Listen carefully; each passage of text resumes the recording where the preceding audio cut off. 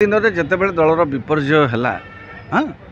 पांड्यान निजे तो निज उपर को दोष नहीं माने मु काउंटर कर पारि ना मु विफल हली कहीकि राजनीति दूरे रही घोषणा कले। परवर्ती पर्यायर जो पांड्यान को दायी करागला पांड्यान को जितेबाला दलर नेता माने टार्गेट कले से नवीन बाबू कहले नाई मु सब ये समस्त दायित्व मोर। अवश्य यहाँ करी से पांड्यान को घोड़े यह सत्य जदि तांको दलर नेता मानकर अभियोग को आम ग्रहण करवा स्वीकार करवा तेबे से दिग देखिले से घोड़े चेष्टा करिसेंती। किंतु आउ गोटे कथा हूँ गोटे घरर मुरबीर जो बड़पण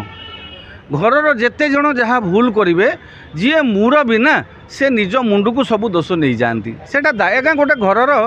गोटे श्रृंखलित परिवार गोटे परिवार मुख्यंकर सेटा गोटे लक्षण थाए। तेणु मुख्यमंत्री जो पूर्वतन मुख्यमंत्री नवीन बाबू पराजय पर समस्त पराजयर को निजक जिते बड़े लोक मैंने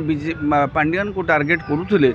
से यहाँ कहीदेवा द्वारा गोटे धारणा सृष्टि है पांड्यान को घोड़ेवा से चेष्टा कर जहाँ भी स्वाभाविक एभली धारणा सृष्टि हमारे किसी लोकों भितर नेता भितर जे आज भी बोध हुए पांड्यान द्वारा नवीन बाबू परिचालित होती एक धारणा अवधारणा धारणा हो अवधारणा हो यहाँ सृष्टि हवा स्वाभाविक। आपण जो कथाटा कहते सुनंदा दास जो कंटाबांजी को नहीं अभियोग कले जे मुख्यमंत्री हरइवाई लड़ा जाइला मोर गोटे साधारण प्रश्न सत्य होता पारे से घटनार सत्यता थाईपे कौन होता पारे हाँ आम से दिग को जीवा ना जनरल देखा गले पूर्वतन मुख्यमंत्री नवीन पट्टनायक थिले दलर सभापति